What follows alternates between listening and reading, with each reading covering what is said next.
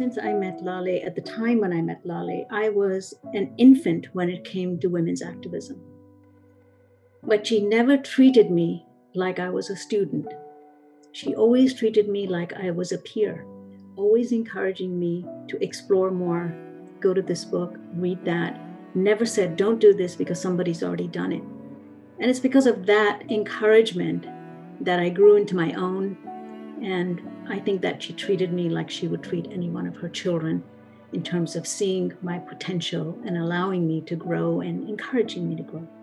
So I'm forever grateful to her because she was my lifeline. Anytime I had an issue, many of you know that the easiest thing to do was to pick up the phone and call Laleh because she would always pick up the phone. What was always true of Laleh is that first impression that I got of her kindness and openness and generosity, that was just confirmed throughout the years of working with her. She was never impatient. She was always kind. She never let her ego get in the way of the work. She was just really a joy to work with. Translation of the Quran that Laleh produced was an amazing and important event, if you will, and she offered us a tool because the common translations into English of the Quran contained highly sexist language, and we were aware of that, but we didn't really have an adequate translation that could take these terms and give them a different meaning. For example, mankind was humankind, and so on. And so for that, Laleh provided us with great energy, great resources, great enthusiasm and support. And I'm just here to thank her and her family and the colleagues and for the blessing of her in our lives. The one thing that Laleh did for many of us, majority of Muslims are, our language is not Arabic. And she gave us the confidence that it's okay for non-Arabs to engage the Quran and to engage our scripture and our text and all the texts. We don't have to be afraid, and we don't have to feel,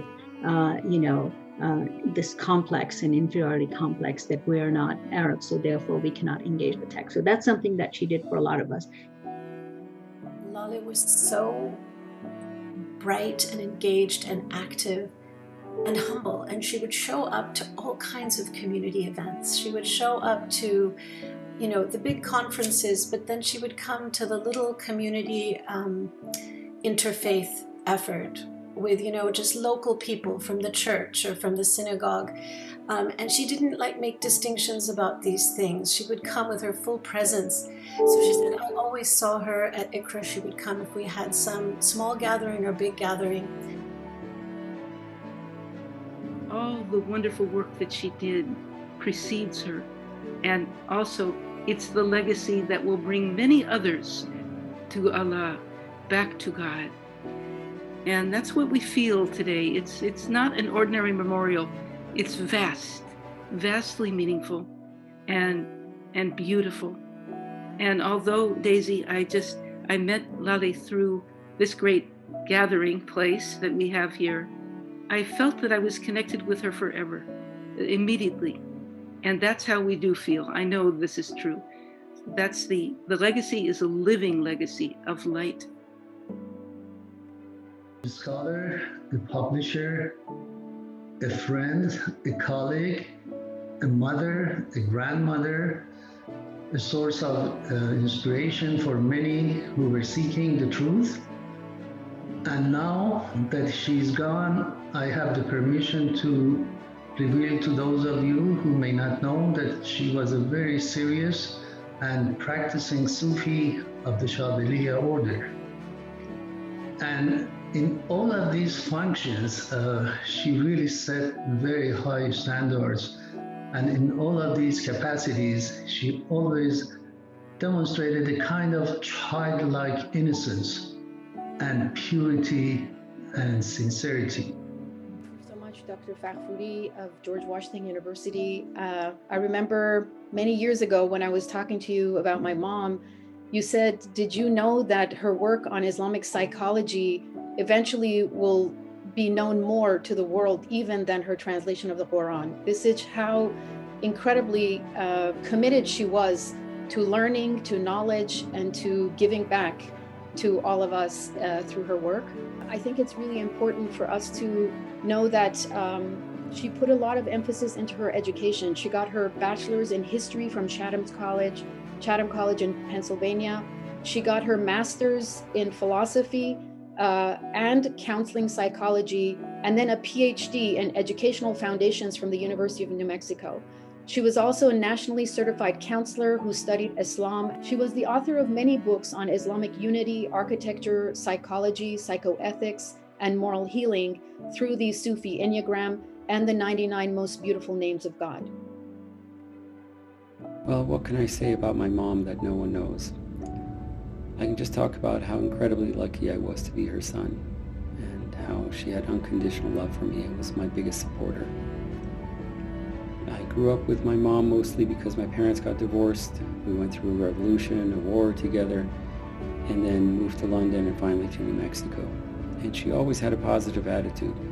She would wake up every morning bright and cheerful, ready to take on the day. She always found ways to bring us all together. Whether it was a birthday, a reunion, a graduation, she was always there. She loved my sisters and I and our families like no one else. She was always the first one to wish us a happy birthday. And even though she didn't have much, she would always send us a card with a check. Her biggest advice to us was to believe in the oneness of God. She said, "I pray that God keeps you all safe and protects you from any harm. Never forget that it is God that gave you existence, your origin. It is God who gives you sustenance, and it is to God that you will return." God bless you, Mom.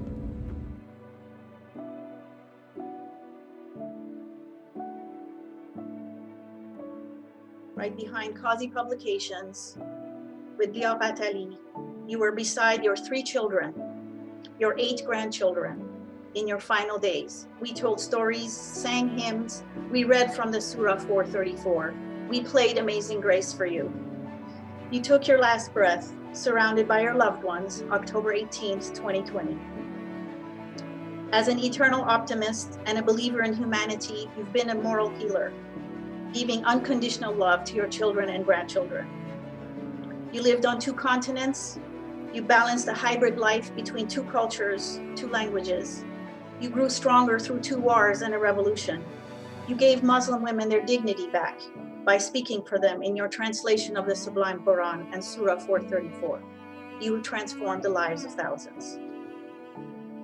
You were there for the weddings yet of your 3 children.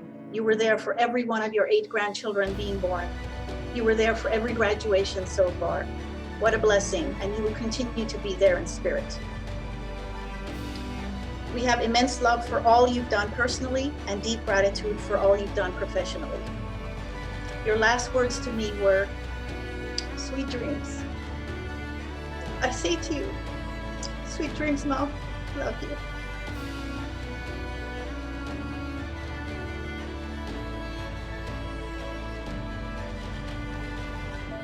We honor Laleh Bakhtiar and present a Lifetime Achievement Award for scholarship in religion and spirituality.